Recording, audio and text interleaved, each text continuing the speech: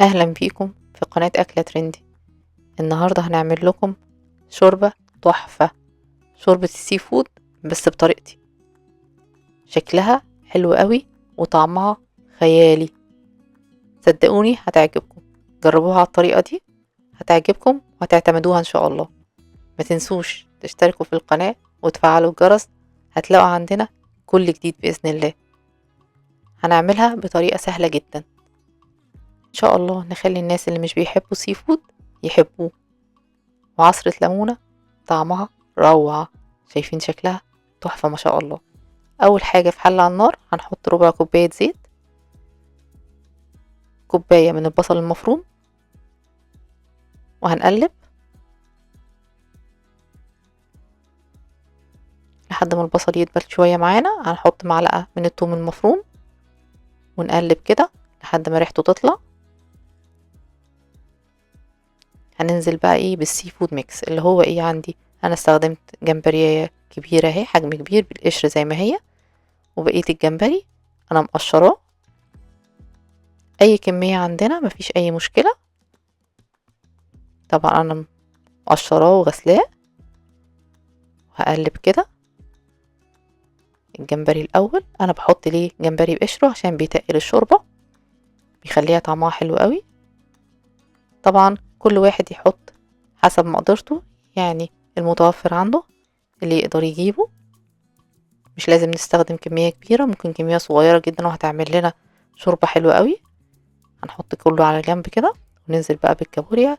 الكابوريا دي بتخلي الشوربه حاجه تانية، صدقوني جربوها، بتخلي الشوربه طعمها لذيذ جدا. انا منضفاها وقسمها نصين زي ما حضراتكم شايفين كده. ننزل بيها جنب الجمبري. هنزل بقى بالكاليماري، انا مقطعه حلقات اهوت وغسلاه منضفاه كويس. اي كميه عندنا مفيش مشكله. هنقلب بقى الميكس الحلو ده مع بعض. هنزل بكوبايه من عصير الطماطم، ربع كوبايه من البصل الاخضر متقطع. نقلب كده، خليه النار عاليه عندنا اهم حاجه.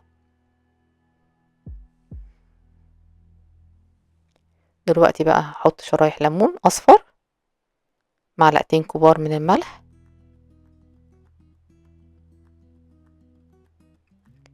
معلقه صغيره من الفلفل الاسود، معلقه صغيره من الكزبره الناشفه، معلقه صغيره من الكمون، معلقه صغيره من البابريكا.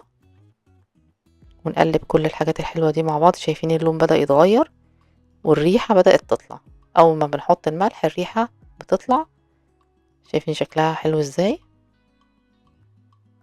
ونغطي عليها ونسيبها شوية كده 10 دقايق لحد ما الميكس ده ياخد ويدي مع بعضه. بعدين هنغطيها بمية مغلية، لازم تكون المية مغلية.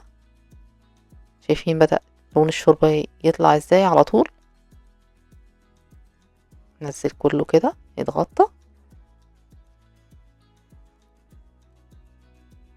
وهنغطيها وهنسيبها حوالي 40 دقيقة. بنلاقي الشكل الحلو ده. شايفين شكلها تحفة ازاي ما شاء الله، وريحتها مش عاوزة اقول لكم قلب الدنيا. مش محتاجة كريمة ولا اي حاجة. اللي حابب يضيف لها كريمة مفيش مشكلة، انا عملتها المرة دي من غير كريمة، خفيفة كده وطعمها لذيذ جدا. انا هزود لها بس شوية مية كمان وهغطيها واسيبها 10 دقايق كمان تغلي. ده شكلها خلاص لما استوت. شايفين شكلها تحفة ازاي ما شاء الله. لو عاوزين بقى نضيف لها كريمة بنضيف لها كوباية كريمة في الوقت ده، لكن انا زي ما قلت لحضراتكم عاملاها خفيفة كده، بحبها انا خفيفة جدا. الكريمة بصراحة بحس انها تقيلة شوية، بس في ناس بتحبها كتير. هنغرفها بقى. شايفين شكلها تحفة، تنزل على السفرة كده تفتح نفس اي حد. اي حد ما بيحبش الاسماك ولا كده هيحبها، طعمها لذيذ جدا جدا جدا. واستخدموا فيها الانواع اللي بتحبوها. ممكن نضيف لها قطع سمك مفيش مشكلة، بس نضيفه في الاخر عشان قطع السمك طبعا بتستوي بسرعة اسرع من الجمبري والكابوريا. شكلها حلو قوي وبتدفي، طعمها لذيذ جدا. ناكلها كده ممكن يوم الجمعة كده بعد الصلاة نبدأ نعملها. واهم حاجة ما تنسوش تحطوا فيها شرايح ليمون اصفر مش ليمون الاخضر، لان الليمون الاخضر بيمرر، الليمون الاصفر بيبقى طعمه مسكر جدا وحلو.